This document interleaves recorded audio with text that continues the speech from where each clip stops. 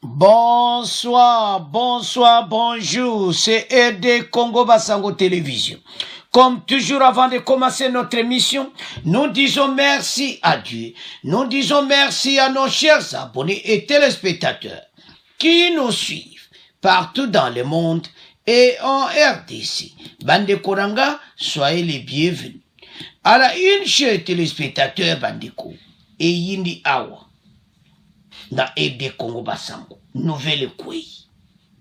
Oyo kaka moto epeli parce que batu oyo bazo kende ce pays. Donc tango penza nde bazana mayele sili bango. Toloba kite ataba kimi makambo kokoma na niveau que bako échapper les soutes. Nouvelle quoi? Konzamboka apesi bango. Donc, mais atindi, je me suis atindi ministre na biso akene na CPI. Mama Rose Mutombo na kata CPI yo. Wow. Mikanda ya Barwande na kata CPI yo. Wow. Mayele sili bango. Toloba eke kosuke la bato yo mabe. O babazo luka na mboka na biso. Bato bako kende CPI. Parce que bandeko na parlement européen ba dénoncer. Donc balwa na mayele sili bango. Et puis ba kombo eza déjà cité. Liste nyonso eza na maboko ya gouvernement. Ministre Mutombo à la haie pour traduire RDF 123 au CPI, crime de guerre à Kishis. Crime contre l'humanité à Kishis. Le bilan revient à la hausse, le ministre de la Justice déjà à la haie pour réclamer l'ouverture d'une enquête de la Cour pénale internationale. Maintenant, le gouvernement congolais agit des enquêtes judiciaires sérieux sur le massacre de 200 personnes tuées à Kishish, dans les territoires de Rutshuru, dans la province du Nord Kivu. En fin de semaine dernière, à l'heure actuelle, la ministre d'État, ministre de la Justice, garde des Sceaux, Rose Mutombo, séjourne déjà aux Pays-Bas, où elle devra, au nom du gouvernement, rencontrer M. Karim, comme procureur général de la Cour pénale internationale, pour exiger l'ouverture des enquêtes judiciaires internationales afin que les auteurs et co-auteurs des massacres à l'est de la RDC, y compris de Kisheche, répondent à leurs actes devant la justice. L'annonce a été faite par le ministre de la Communication et Médias, Patrick Muyaya, lors d'un briefing conjoint avec son collègue ministre de l'Industrie, Julien Paluku, le 5 décembre 2022. Makamamo tolobaki yango yo. Mama Mutombo aza na kati ya Cour pénale internationale. Batu oyo il faut bafuta oyo basali ba Congolais. Avançons. Vous avez tous suivi le conseil des ministres de vendredi dernier. C'était essentiellement localisé sur les sujets. Le président de la République avait déjà, dès l'entamée de sa communication, dénoncé ces événements odieux qui ont conduit à la mort de plus d'une centaine de compatriotes et des instructions. Des compatriotes et des instructions ont été données, notamment pour ouvrir une enquête judiciaire. Au moment où je vous parle, la ministre d'État, ministre de la Justice, garde des Sceaux, a donné injonction au procureur général pour qu'un dossier soit ouvert. Et donc, il y a une enquête déjà été ouverte. Voilà le niveau RDCP. Et, au niveau international, la ministre de la Justice qui séjourne aux Pays-Bas à la Haye rencontrera demain le procureur, dont le mardi, à Kokutana procureur, parce qu'il demandera ainsi à ce niveau l'ouverture d'une enquête pour toute la lumière puisse être faite à ce sujet. a dit le porte-parole du gouvernement introductif lors de cette rencontre avec la presse, qui cherche les bilans à la hausse bandeko. Et comme plus de 200 personnes, donc baza pena koboma penda donc bazo boma, et puis liste na bango yeban. Territoire des Rutshuru, parmi les victimes du massacre perpétré par les rebelles du M23 à Kishishi, une cinquantaine de personnes, dont 3 enfants, ont été tuées dans une église de la place alors qu'elles y avaient trouvé refuge. C'est ce qu'affirme un notable de la place que nous avons joint au téléphone ce matin.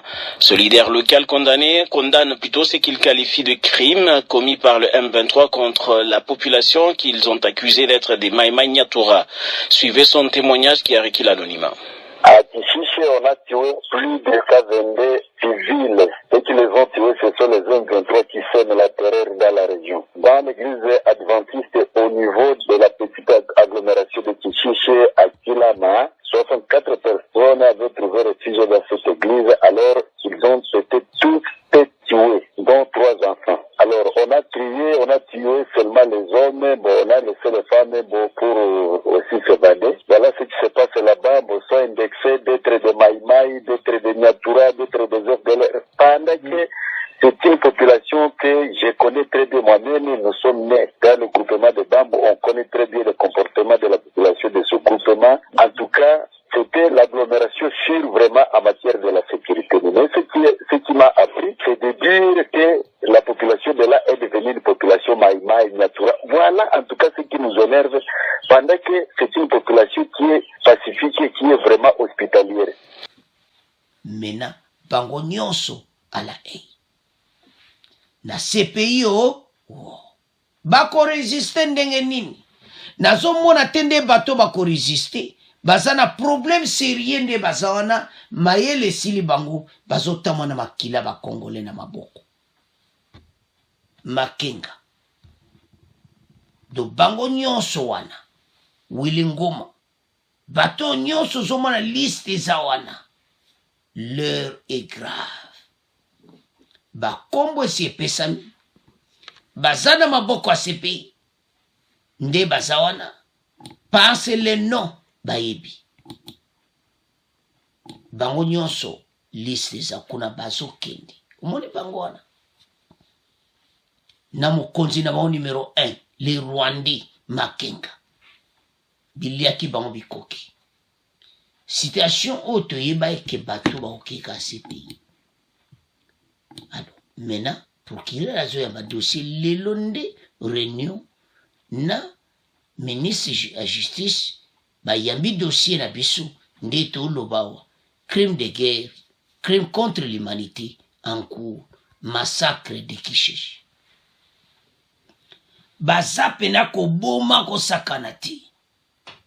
Voilà ce qui se passe. Situation à l'est et Zamouboulou. Maintenant, batoyo communauté internationale bako suka siko. Alors, siko soto tala biloko aboui. Nandeto lanaki na Congo News 24, message à député wana européen, siko tokolo banini. Bango bazo créer ba massacre aboui. Namboka na biso. Bato bazo mériter grand prison. Même ya osakanate na CPI. Et puis ba lokota bango toi, ba résister. Parce qu'il y a des preuves monuscoles qui a récolté ma preuve nyonso. Ba lobi plus de 200 personnes. Tu sais ça qui bino. Que même à taba lobi nini situation ko koma mobulu. Mais là la eza ya koningana parce que bandiko bon comprendre que les dossiers za qui a envoyé mais yemoko la ministre de la justice a dû avion à Keti na Hollande, à Keti na aéroport et puis à Keimba la moko na CPI na la haie pour déposer dossier parce que l'air est grave et comme état bateau yo oyo basalaki bafuta voilà dossier otozalango tango ekoki bandeko makambo tie kolanda président na bango ya ba voisin bondi momone zaboui un jour dossier kokoma dossier munene bato ka yazo coopérer na bango bako sundola ye. Alors maintenant makenga na bato na ye kalate na kati ya CPI parce que basana ba okima wapi elo ilishikwe ko scenario ko zandeni guerre et Sicile bango ba okima bake ubie kaka mikolo ezoya bakolanda bango parce bango ba okena kati eloko pena bango bazolinga ba se retirer bakende okine baloba kite décision en Rwanda eti ba se retirer bakena mabulu na bango et puis bakozala surveiller na FARDC yango bazoboya tozala surveiller na FARDC po baya kolokota bango na CPI kawana ale mbala moko ala ei ils seront là ezala kuta tawo à gauche droite eza clair babomi bato ba massacre donc bandeko ba extrait na nde balala na église bazoboma eza kosakana te. L'heure est grave. Ba témoignage oyo nyonso ezoyokana nande bakotaki na église koboma batu nande basalaki bandeko biso nyonso toyoki. Maintenant bato oyo nzela CPI o alors ma ministre dossier kitoko bayamba yango bato bakende bakembolia vrembala crime contre l'humanité bobomba ndeko na biso. Alors bandeko na ngai c'est à ce point to komo clôturer émission na biso bo continuer ko s'abonner na ED Congo Basango pour to memela bino ba vrai info. Au revoir, à la prochaine.